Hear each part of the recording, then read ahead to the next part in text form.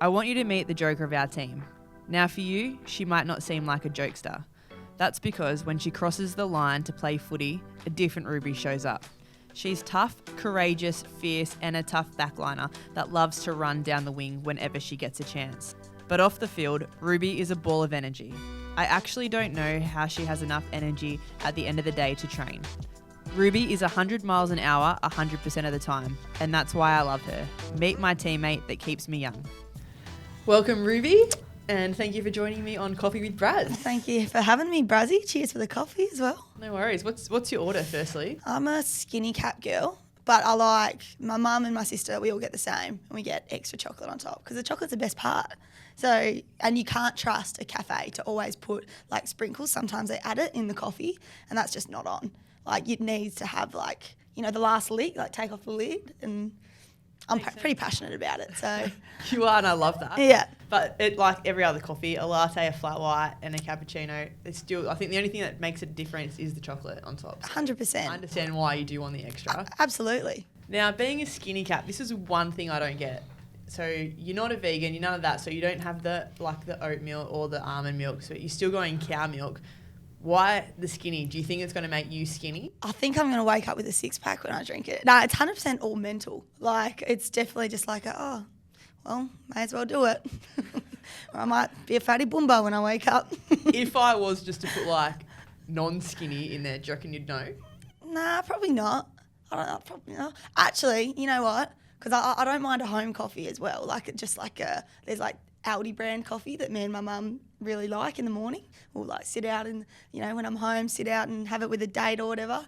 And if I put full cream milk with it, it tastes terrible. But with skinny milk, it actually tastes good. I don't know what it is. It's an actual thing. I don't know. I don't know the science of it, but it works. But in this, probably not. You heard it here first. Ruby is trying to get a sponsorship with Yeah, Audi. thank you, Audi. Sponsor me. I need someone to sponsor me. Oh, we'll definitely try that. So I just want to talk about your childhood. So you're a big family girl, but you're personality plus, and that's why we all love you. Where's that personality come from? Because I've met your sister, and she's 100% you as well. Where's that come from? Yeah, I think, pretty big family on mum's side. I've got 3 siblings, and we're all very loud, the same, very chatty. My mum and dad are very loud, very chatty, very funny people. And then, on my mum's side, she's got 3 siblings as well, and they've all had either 3 or 4 kids, and, my nan and pop, and we all grew up around each other, so it was a very, loud, house whenever we were all together. So I guess you sort of have to fight to get a word in a little bit. So that's why I'm so loud all the time. The girls probably hate it, but it's bred into me at this point. I can't change myself for it. So no, we love it. Please never change, because it definitely keeps us entertained. Now, I've heard a rumour that you grew up in a caravan. Can you confirm or deny this? Yeah, so we always had the place in Perth, in Willerton. So that's where, we did our schooling and played all our sport there.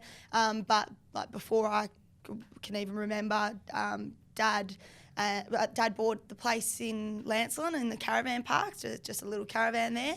And my auntie and uncle bought the one across the road. So literally like the same street, just across the road, it just popped up. So they bought it. And all spare time that I can remember, school holidays, weekends, whenever there was no commitment on, we'd be there. And so there's 22 of us on my mum's side, and whenever we could, a couple of them live in Sydney, but even whenever they were here, we'd all get there and be sort of between the 2 caravans, which was so cool. Like, there's 15 of us cousins who have all grown up around the same age. There's no more than like 2 years between each one, so it was just sort of, you'd play around. Like, I reckon there's photos of me. I refused to wear a shirt when I was little. Whenever, I just always, if you see photos of me as a kid, I was just like this grubby blonde-haired kid with like just undies on. And there was just like, around the caravan park, you just had free range. So we were like the bikey boys on the bikes cruising around the caravan park. I reckon there's photos of me with like dreadies because I wouldn't let mum touch my hair with a brush for weeks while we were there. Like all of our spare time was spent there, which was like the greatest childhood ever, you know, growing up with your cousins and you just sort of pass out in whichever caravan you'd fall asleep in and head to toe with everyone. So, it was a really good fun. I'm very, you know, grateful for the childhood that I got. Yeah, I can just imagine like 15 rubies running around.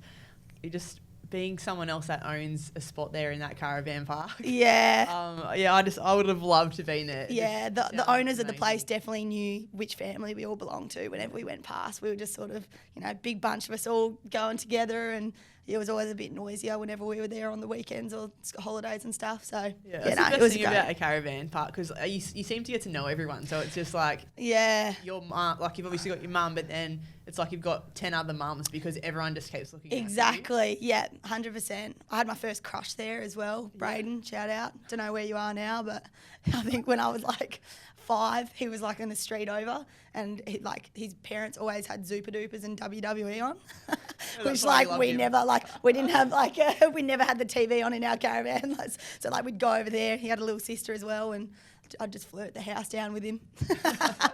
Hit me up, Braden. Don't know where you are. Hey, what about your new boyfriend? Yeah, I know. Sorry, Corey. Sorry, Corey. Braden's the first love. And is that where your love of surfing came from? Like being was it near the ocean? Yeah, it's it's just a little surf town there. We were, 2-minute drive from Back Beach, which is, a real kid-friendly beach there. And yeah, just sort of grew up always, the whole family were boogie boarding and surfing, and all my uncles and aunties are right into it. Like even my nan and pop, before my pop passed, he was right into his boogie boarding. He actually died boogie boarding, which is kind of the coolest thing ever. Like not many people's pops die from that, so I mean it's pretty cool. As bad as that sounds, but and nan, I think she's 84 maybe, and she still boogie boards. She's it's a pretty cool family. But yeah, when we were younger, I still remember getting my first foamy board for Christmas. And it was just the best thing ever. Me and all my siblings got one. But yeah, definitely from there being I'm such a coast baby, and especially, moving to Melbourne, I try and get down to Torquay or whatever as much as I can, because that's probably just where it's my sort of break, and it's where I sort of get to reset, I think. But yeah, no, I love it. Yeah. It's awesome. No, it's amazing. And besides obviously surfing and Braden, basketball is another one of your loves as a child. Another one of my passions. Was Braden just cheering you on the sideline? He's been watching me since day one. You played in the SBL, which for people that don't know is the state league level over there. You played for the Willetton Tigers. You represented Western Australia in the under 16s and under 18 metropolitan teams. So you were pretty good. It was my, yeah. To put it this way, I was never going to do anything with my schooling, and I knew that, which was terrible. I just wasn't, I'm smart if I put my mind to it, but my mind was constantly on basketball. I never thought I was going to do anything else. It was always for me just I'm going to go to college, I'm going to be a professional. That was just my everything, which I think Mum sort of tried to, that they always backed me in and backed in my potential in basketball. But I used to get grounded a lot for not getting schoolwork done or not doing assignments. So it definitely bit me in the bum a little bit. But yeah, no, it was it's for sure where, it was my love all through.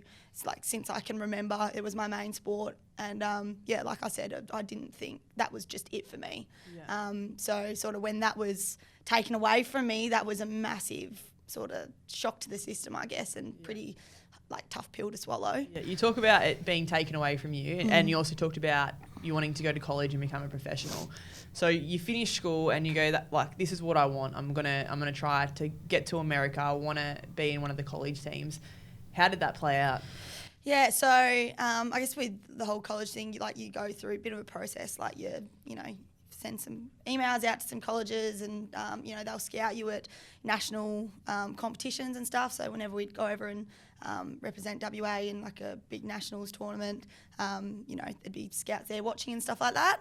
And yeah, for me, my final under 18s championship that I was playing at. It was my last year to sort of, I was top age 18s. It was my last year to, prove a point and try to get scouted or try make, an Australian squad or something like that.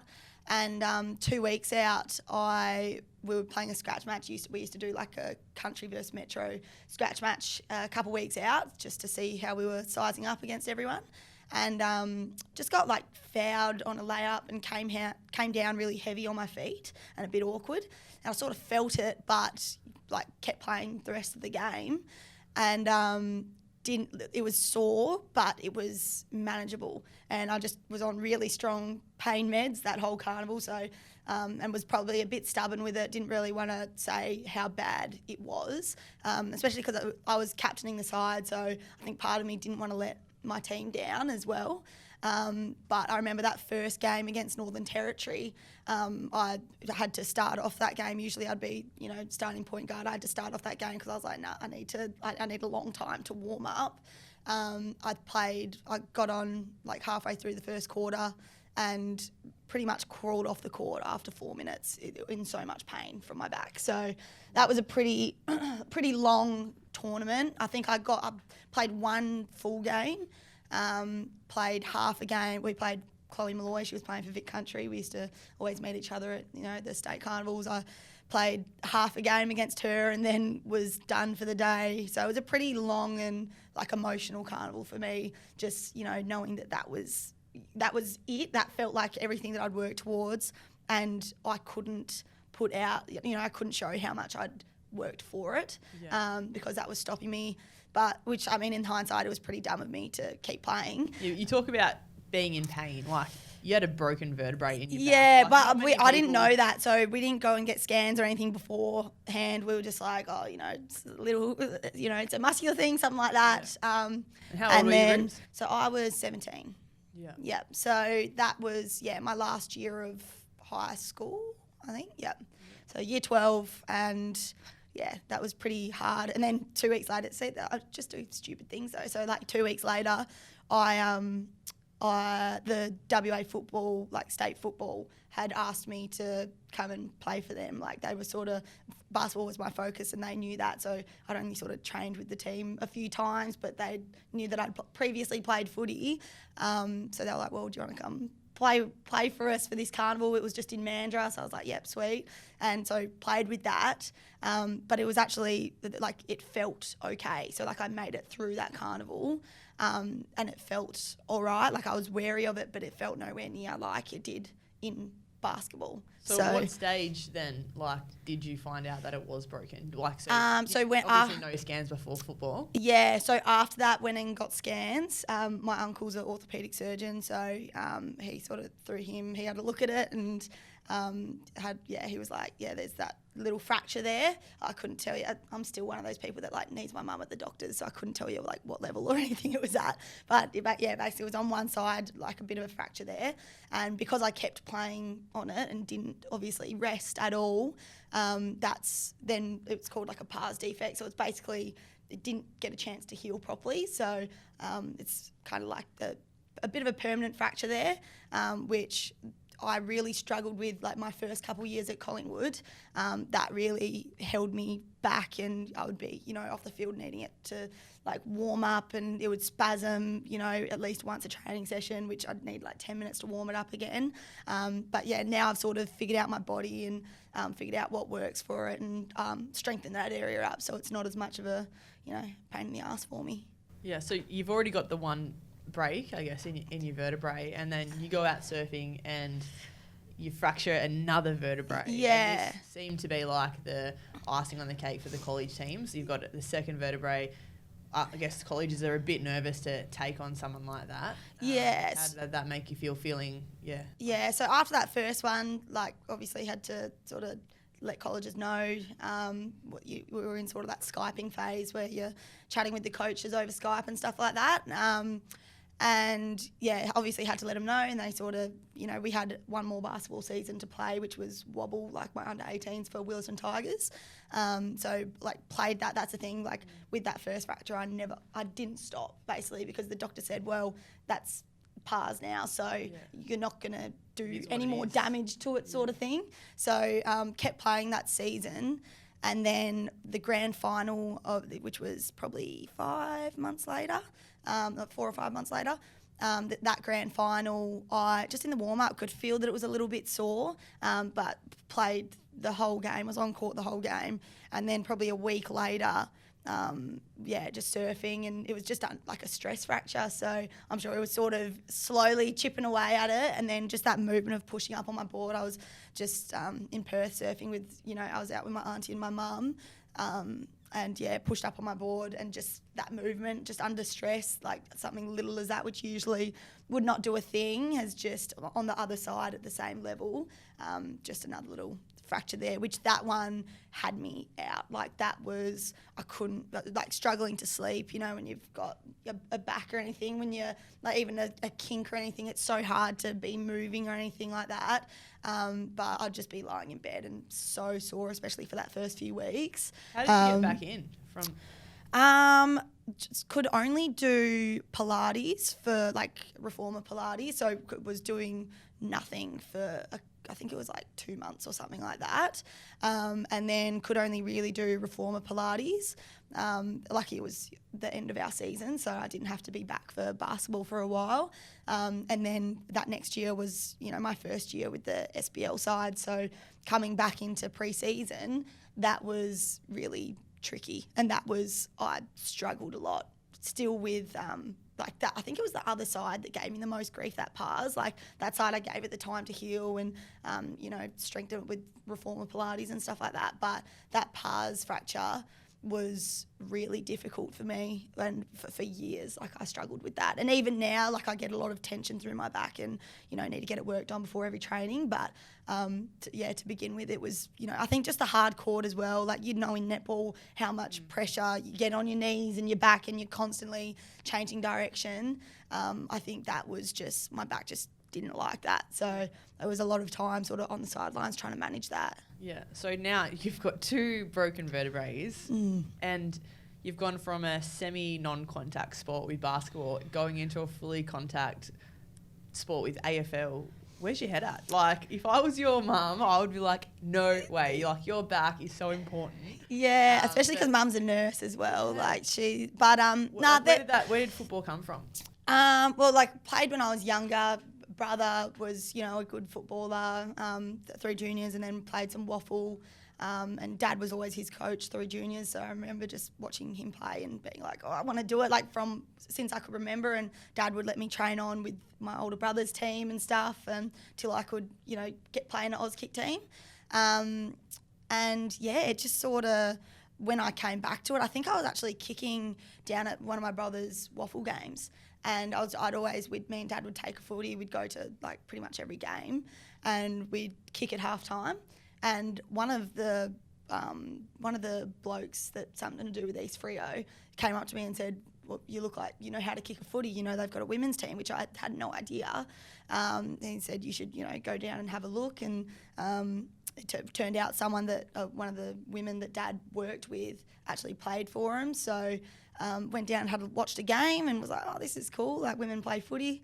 And then, so that last year of basketball, that under 18s, I was doing both footy and basketball. Basketball was the main one. So if it ever fell on the same day, it was always basketball. But there was times where I would play footy in the morning and then go play basketball at night. But I was just like an Energizer bunny, and I loved it both, and I was just so happy. And I found that actually they complemented each other. Couldn't agree more. Yeah, like that last year was like one of my best, basketball years I'd played, because I don't know whether you feel rougher or you 100%. It's just that, they do just like complement each other so well.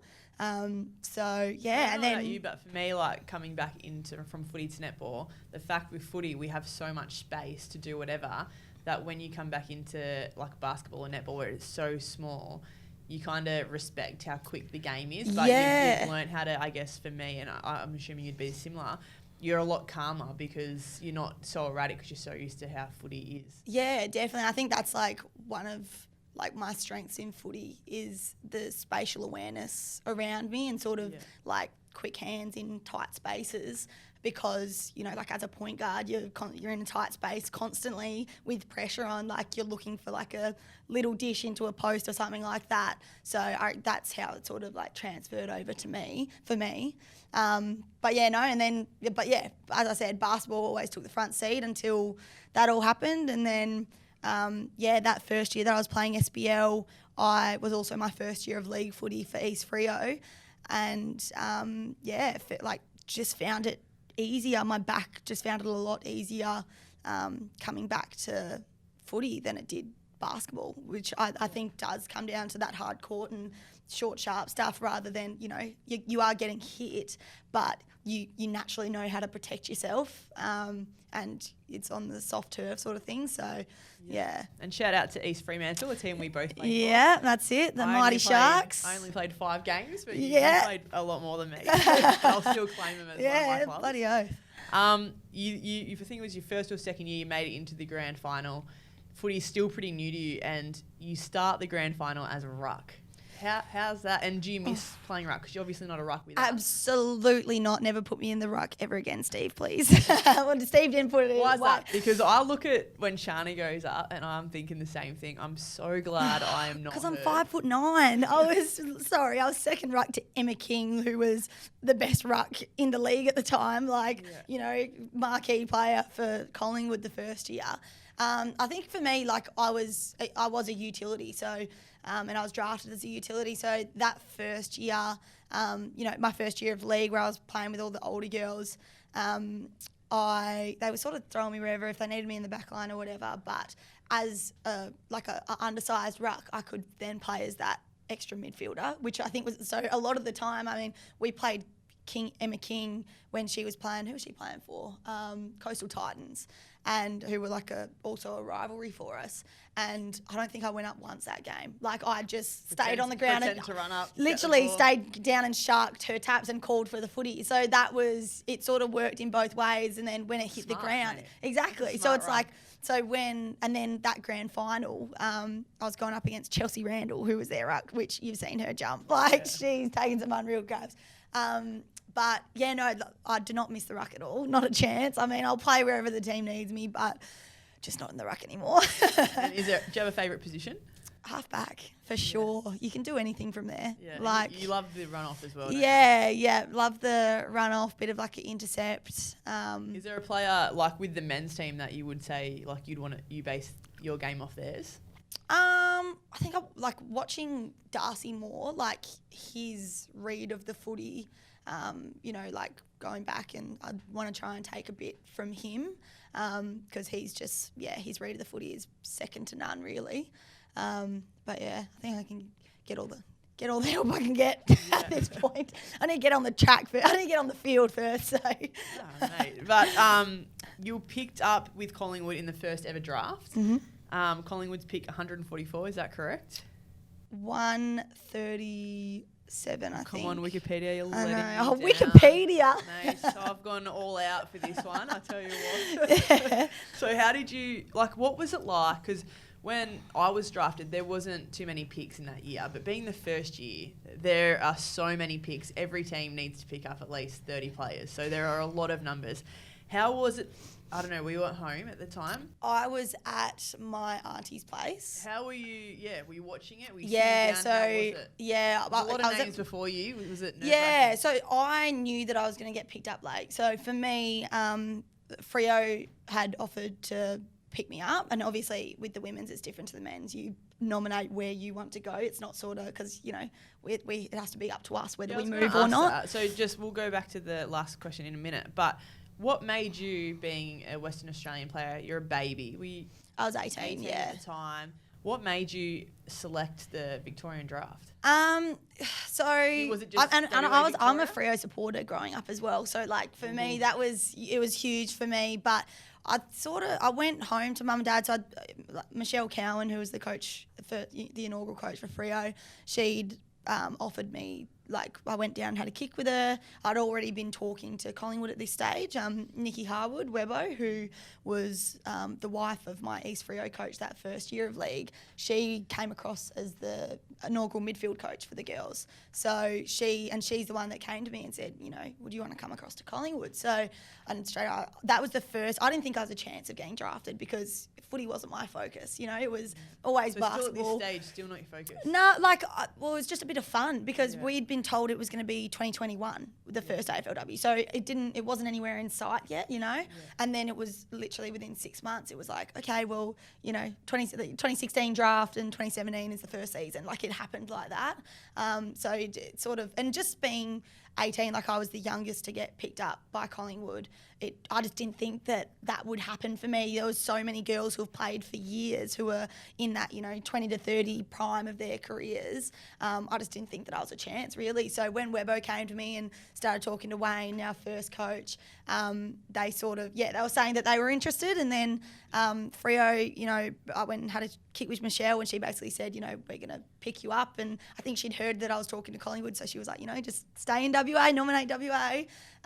So then that day I went home and I called Wayne and I said, look, I just want to know where I sit with you guys because obviously I want to get picked up. I just need to, Freo have said they're definitely going to pick me up. I want to know where I sit with you guys. And he just said, we're going to draft you. It's just that no one knows you in Victoria, so we don't have to fight with anyone for you. So we're going to pick you up really late in the draft, which I was like, I don't care. As long as that was just so cool for me to hear that it was like, I'm going to get drafted, and it wasn't. I think the only nerve-wracking part was that, I hadn't met Wayne, so it was like, is he going to stick to his word, or have I really screwed myself over here, sort of thing. Had you said no to Freo at this stage? No, I said.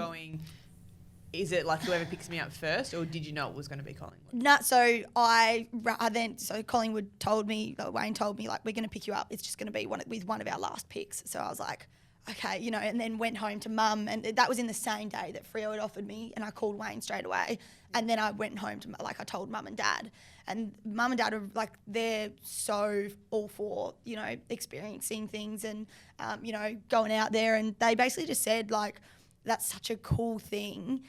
How many people at 18 are moving across the country to play in a women's football league in the first ever year? And they just sort of said, if it doesn't work out, home's always here. If it doesn't work out... Best advice, Mum and Dad. 100%. And I'm so grateful that they did that because I think if I had to make that decision myself, I probably would have been too scared to. And it would have been hard without the support to move across the country at 18. I was such a baby. I had no idea what I was doing. I ate the same meal for the first 6 months of my life, of that chicken and rice with steamed packed veggies. It was the worst. I could never eat it ever again. Yeah. But I'm so grateful for them for saying that because that's when I was like, you know what, that's so right. If it doesn't work out, I can move home. I can work hard in the waffle again and try to get picked up again. So, but yeah, fortunately for me, it's worked out, and it was a tough first couple years, with homesickness and because I am so close with my family and such a homebody. But it's the best thing I've ever done. I'm so grateful for, what I'm getting out of it and the opportunities that have come from it. Yeah, and you were named in the first ever game against Carlton at Icon Park with being a lockout. Everyone knows about it. I was fortunate enough to be there cheering you girls on. Is that still one of the best things you've ever done? Yeah, it was unbelievable. We were told we were going to be given, I think it was 2 wristbands because you had to get them to get into the game, obviously, and sit with the family. And I told my dad I was playing, which I didn't think I was going to be, being the youngest. And so I was being a backup ruck for Emma King at that stage because I was drafted as that utility. And when I rang Dad, we both cried on the phone. It was just, I think because, we miss home and, it was just sort of things were paying off. And then a couple of days later, he was like, is there any chance you can get 17 wristbands? And I was like, what? So I didn't know who was coming. But yeah, managed a few of the girls and stuff in the club were really good and gave me a bunch of their wristbands, and they did the jumper prezos before the game, and 4 of my best friends had flown over to watch me play, and my nan and my aunties, and just a whole bunch of my fam, all my siblings, my mum and dad. which was the coolest thing ever to have them there. Like, I didn't think they'd all get over to watch me play, but that was like a really teary moment before the game. And then, running out onto the field, it was bizarre. And like coming off the field, yes, we got spanked, but like it was hard not to smile, because it was like we just did that. Like that happened, you know, and we were a part of that. And that was just the feeling of like that, you know, the national anthem and looking around and, you know, seeing all these little girls with face paint on, with, you know, numbers on their backs. It was like, far out, like this is actually a thing now, and this is a thing for years to come. So that was really like, I know, a bit eerie, but so like I look back on it, it actually gives me like shivers a little bit, because it's like, far out, that happened, you know? Yeah, and like you talk about that, and I hate saying this, I hate jealous people, but I remember being there with a few of the netball girls, like, and for one, we had training here first, so we had to, when we got there, we weren't allowed in. Yeah. So obviously everything was locked up. We called our CEO, we tried calling Eddie Maguire, we tried calling everyone just to get into this game, and we were lucky enough that Maddie Brown knew the CEO of Carlton. So we got in, we were standing with Carlton. I remember Carlton kicked a goal and like the stadium erupted, and Brooke turned to me and just said, because obviously, you know, I've always wanted to play footy, do you want to be out there? And it's the first time in my life that I can honestly say I was so jealous of you girls. I was happy for you guys, but I was just like, what a moment. Like, that was the moment we got it. Yeah, and no, but like no one else will ever experience that. And I will never experience what you had, because were you on the field and did you have a moment where, you know, obviously the ball's not near you, but you were able to just go, wow. Yeah, I think more so like running out, like more so running out. I think when it was like on the field, it was like everything was happening so quickly. Like it was like the ball was there and then it was gone. Like you just couldn't expect anything that was going to happen, I guess. And you couldn't hear a thing. Like I don't think we were ready for that, of training with, you know, that much noise and calling for a footy, you couldn't hear someone. So that was like such a shell shock. And I think I remember someone got like tackled out on a wing, and the ball was just like the crowd yelling ball was like deafening. It was the coolest thing ever. But it was, I mean, we could have done with you we could have done with you on that day, Brazill. I reckon you would have helped our cause a little bit. To watch you guys. And I guess the first year you decided to stay in Melbourne, make the most of it. Even the second year you played, when Collingwood had the first VFL team, you decided to stay and be a part of that. But then you've been pretty open about it, how you found it hard and you struggled not being home. Can you tell us a bit about that? Yeah, like I love Collingwood and the VFL program. Like I had so much fun, and they gave me the opportunity the year that we won the premiership to be a co-captain alongside Grace Buchan, which was like such a cool opportunity for me as well. But that was also a really difficult year for me. I'd injured my knee, and that had me out for 14 weeks.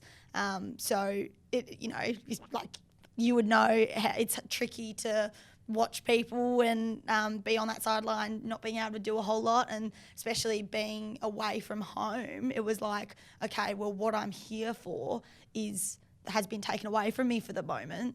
So it was a bit of like, what am I doing here? And it was a bit of a sticky spot. I sort of wasn't, you know, now I'm studying at uni and I feel like I'm working towards something, but at that point I wasn't. So I sort of just felt like I was in a bit of a rut, didn't know what I was doing, which I think everyone experiences that at a point in their life where they go, what am I doing? Am I enjoying what I'm doing, sort of thing? I think people also underestimate this as an athlete, because being injured, it's not like having a sick day off work, and people always compare, but it's your work. Like, get over it kind of thing. But when it is sport and you're an athlete, you don't switch off. There's no 9 to 5. It's 24/7. You go home. You're sleeping earlier just so you can play a better game. You're trying to recover. When you're injured, you're doing rehab by yourself 24/7. There's no interaction. So, I couldn't imagine. Yeah, absolutely. Especially being so young, 18, 19, not being able to be home, and footy just being everything. Like what you were talking about before, you had basketball, you had surfing. When you're injured, surfing gets taken away as well. So exactly. And like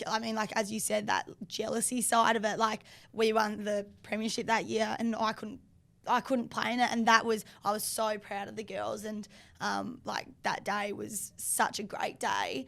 But for me on the sideline, it was actually really difficult as well, and I don't think I sat down that whole game. I was screaming next to the bench the whole game.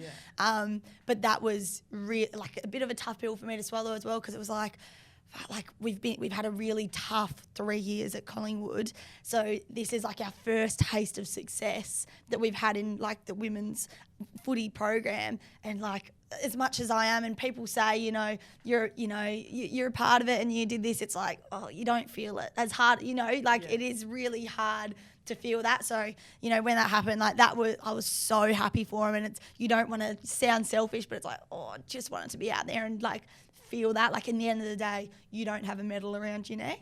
So that was like really tough for me as well. But yeah, like after that, the Collingwood, I played this last Collingwood AFLW season, and even prior to our season, I put it to the coaches. I said, look, like, obviously no one knew what this year was going to turn out to be. I know, I played out well for me. But I just sort of said, look, I want to keep playing for you guys. Like, I see my career here with the AFLW program, but I think for that to happen, I need a breather. And in that off season, I need to be able to go home, and I've got Corey at home and my family at home. So I sort of said I need to go home and have a taste of that, and be around them, so I can come back refreshed and ready to go. Which I feel, obviously it's been a weird year and stuff, but I was really fortunate to be able, and the club were great with that. So yeah, it's actually been not a bad year for me in that way, that I got that taste of home, and have come back pretty refreshed, and I sort of wanted to prove to myself that I could do it and come back in good nick, so that the club can trust me to keep doing that as well, which I feel like I've done as well. No, well, I think you've made the right choice, because you're looking extremely fit, you're looking great on the track. Thanks, girl. And I'm excited to see what you do this year. Lastly, though, you live with our two international superstars. They're in quarantine at the moment, so you have the house to yourself. What is it like living with the two Irish girls? Oh, it's interesting. And you know what? They're not here, so you can I know, I can bag them out. It's stinky. No, You know what? That does not surprise me with you and them two. I could not live there. They're the best. Like, they're two of my best mates. I think that naturally happens when you live together. Our personalities just really complement each other. No one gets on each other's nerves. Apart from when Rowie steals all my socks. That's the most annoying thing ever. She always does it. But yeah, no, I can't wait to have them in there. It's been a lonely month by myself in that apartment, so I'm keen to have them in there, and I miss them, my girls. Well, this will be the third year that you've lived with Rowie? Yep. Third year. And your first year you talked about just living on rice snacks and stuff like that, and then you live with Rowie, who is like 100% of the time with what she eats, how she trains. Did you learn anything? Yeah, absolutely. They've taught me a lot about, obviously just like in our off days when we do our gym and stuff like that, we'd get up in the morning and do that, and just the way that I think they've played a massive part in how I've changed my body and like learnt about my body as well. Just watching how they approach their gym sessions and their S&C and stuff like that. I've learnt so much from even that, just in particular. And then being around the house, I think when they are so diligent, and same with Ash as well. They're so everything, like everything is scaled and ready to go. So I think it's hard to not pick up habits when you're living with someone like that. And so they've been a massive influence, and really positive influence for me, which is great. Like, as they're a couple of years older than me, so it's so, I love them. They're so good for taking me under their wing and teaching me that side of things. Yeah, no, that's awesome. And just firing shots at them, which one will, if you're late, who's going to be late out of the three of you? Rowie. For sure. She cannot look after herself. She's still, the club will try to get a hold of her, like, whether it's for visas or something like that. And they used to call me and be like, Ruby, can you please get a hold of Rowie? Like, she needs to be I'm here. 2 minutes there. She's not replying to anything. I'm 2 minutes away from calling her dad. And even then she'll be like, Dad, can you sort out this visa for me? Like, she's the worst. Ash is very self-sufficient. Rowie's the worst. Who's the bossy one? Oh... like we're all pretty good. You're all pretty bossy? Yeah. Who's the best cook? Probably we all eat like sort of the same thing most of the time. Is there anyone that takes control of it? We all cook separately, but we like because we do like our own sort of meals. But I feel like Ash would be pretty good. Like she likes to chop and change it up a bit. Where Rowie and I usually just have like mince and veggies and stuff like that. So yeah, probably Ash. Yeah. If there was someone that had control of the remote control, who would it be? Probably me. Yeah. Yeah, because we'll sit down. Love Island for sure. We went through last year like Love Island UK. Yeah, dead set. We were like just binging Love Island UK. Yeah. And the last one, who's the worst driver? Rowie. Oh my God. If you see her, sorry, Holden should not have given her a car.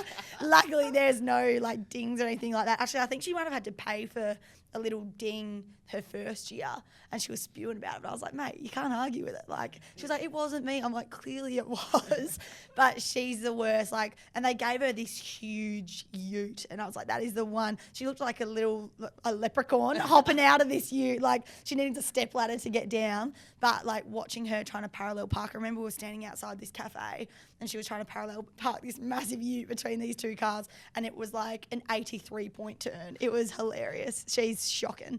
Well, you definitely need to get some vision of that. Yeah, I will. I think I've had a couple Insta stories or something of it, but it's too funny. She's woeful. No, well, thank you, Rubes, for sharing your story. You're an absolute legend. The club love you. Even the netball team love you. You're one of the most loved players at this club. So thank you, and thank you for sharing your story today. Thank you, Brazill. Thanks for having me. Thanks, boss.